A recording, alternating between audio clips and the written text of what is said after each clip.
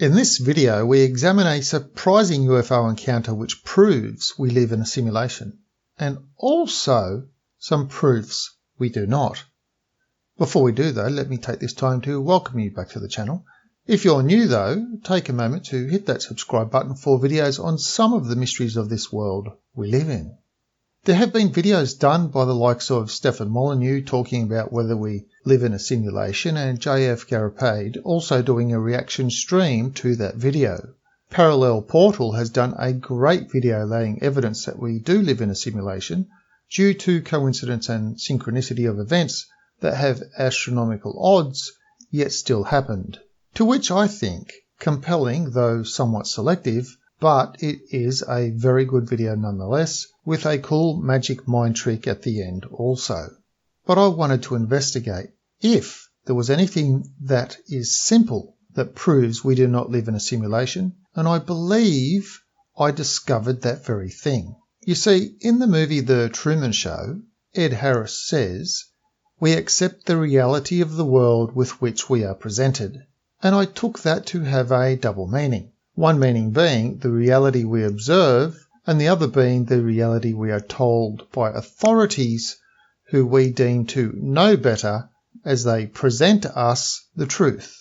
Our observations we accept without question, although we might ask, I wonder why, that gold and silver do not rust, that the sky is blue, that the sky has clouds in it that are sometimes flat on the bottom, that we have a sun and a moon and tides, that the seasons change, and so on and so forth. And so I asked, that being the case, if this world was a simulation and we accept what we see, why program rust into iron and not gold or silver? Why program flaking skin cells and not a skin that is more like polarized silicon, which does not flake and would protect us better from the extremes of hot and cold? Why not program in fingernails that do not grow past a certain length?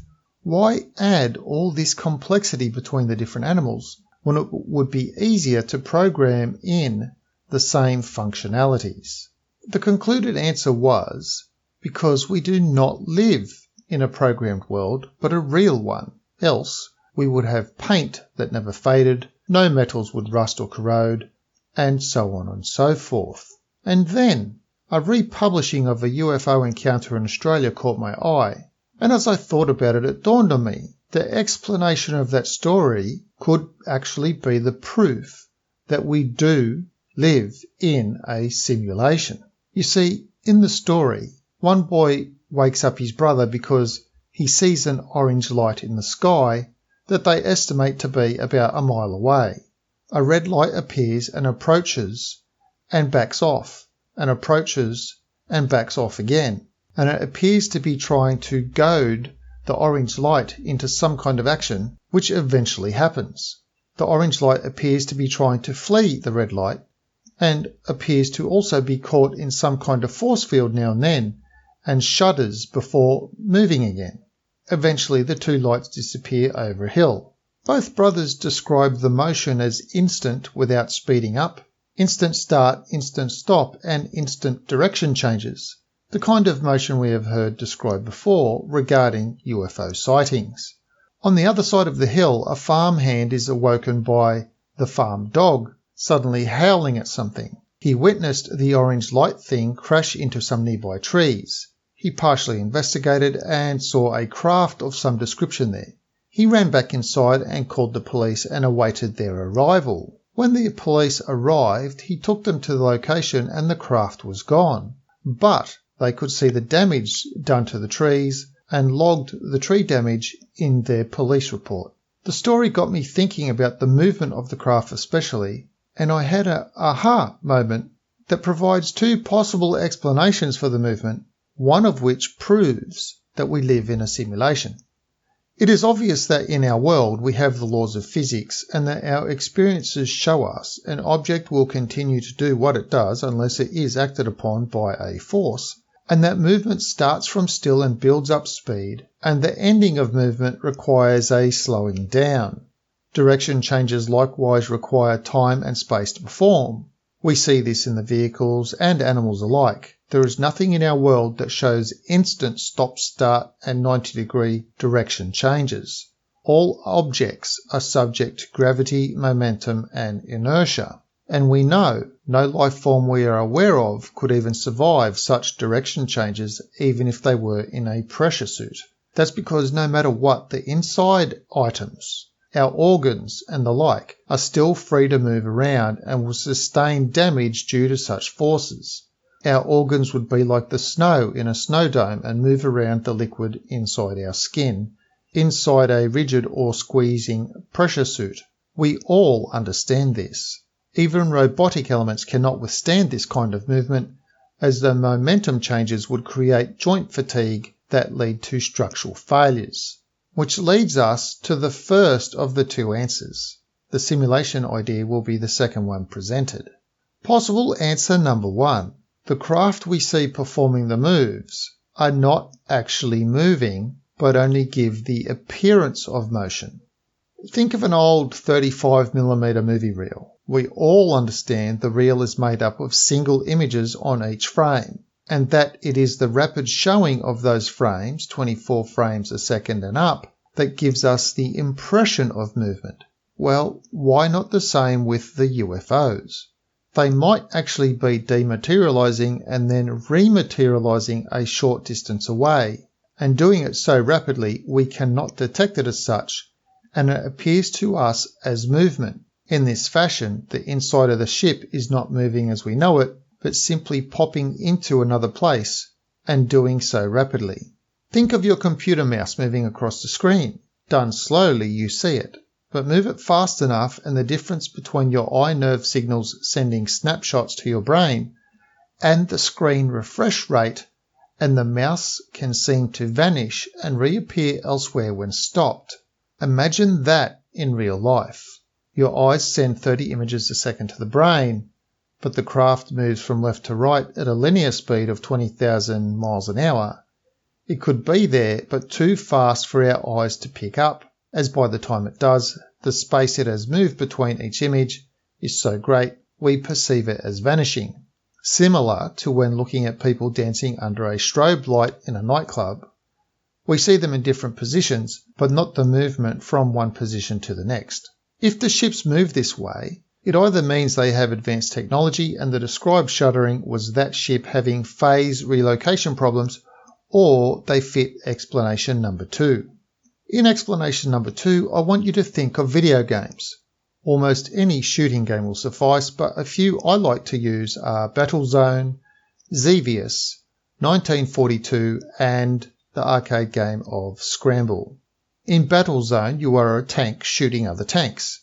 We don't question it when we play, but when we shoot the projectile, we don't shoot it up and watch it come down. We happily see it go straight out, apparently not affected by gravity. And yet other elements of the game are affected by gravity. The obstacles. The tanks. When the tanks are hit, their pieces go up and then down. And lava from the volcano in the distance. In this case, the reality of the game has selective gravity. Now we come to the game of Xevious and 1942 alike. On both games, the craft is flying over terrain. We know this is normal terrain which has been shaped or affected by gravity, as there is clearly an up and down, trees and mountains, water, all elements from our real world. The craft we control even drop bombs, which are gravity element, or shoot down items which fall to the ground. But there is something that is alien to our observed experiences, and that is the way the craft move. When we move them left and right and forward and back, we make instant moves. There is no acceleration to speed up and then slowing down. We are instantly at speed and then instantly stop in any direction. We can do a 180 as well, and our craft still functions flawlessly. Again, we have another example of some elements with programmed gravity and inertia, while others are not programmed to be affected by it. And the movement of the game craft is the same as the movement of UFOs as described by witnesses, isn't it? The last game comparison is Scramble. In Scramble we have a ship flying left to right. However, it can move forward and back and up and down, all without momentum needing to be overcome. There is no acceleration, there is no deceleration. There is just instant movement. And yet, this ship is also able to drop bombs which fall onto a world as if there is a gravity. There are rockets which fire up, buildings which build from the ground and go up, mountain ranges, all things we have seen in our world. And yet, the craft's movements are not affected by the programmed gravity of the rest of the game. And so we can in some way conclude that either we live in a simulation where our reality has gravity and inertia programmed into it, but those things we call UFO spaceships do not. This could mean that either we are part of a giant video game and those ships are controlled by beings playing that game, much like how we play games, or there is a glitch in the pixel and sprite generation of the simulation and maybe we should not be seeing those other ships, but during the glitch we occasionally do see them. Or we can conclude that we live in the real world and the craft we see defying our inertia laws actually are not defying them and only give us the impression of movement due to their constant in and out location phasing. They do not hover, but re-phase back into the same location that gravity was about to move them from. We perceive it as hover, but it is not hover. When they move, we perceive movement like we do watching a movie, but it is only a perception of movement. To those inside, they simply phased into a different location, and they feel no effects of inertia or momentum. Frankly, both ideas are beyond our technology at the moment. However, if you are able to think of a thing, it means it is possible, maybe not now, but at least at some point in the future. What do I think? Well, as a firm believer in reality and not simulation, I must say, if the observed UFOs were actually observed and described accurately, then either explanation is possible. One explanation allows the world to be real with advanced craft, the other requires the world to be a simulation. If phasing in and out is not possible, even though it is a thought that has happened, which means at some point it will be possible, then the only thing that fits the described UFO movement is the video game explanation, which means, despite evidence to the contrary, we live in a simulation. And if we do live in a simulation, a flat world somewhat like Pac-Man, where leaving the map on the left or right brings you instantly back to the other side, and then top and bottom leaving just moves you along a little bit, becomes possible. And then any sun, moon, star anomalies can also be programmed in as well. After all, if you can program the spread of a light in a game, it can be programmed into a simulation as well.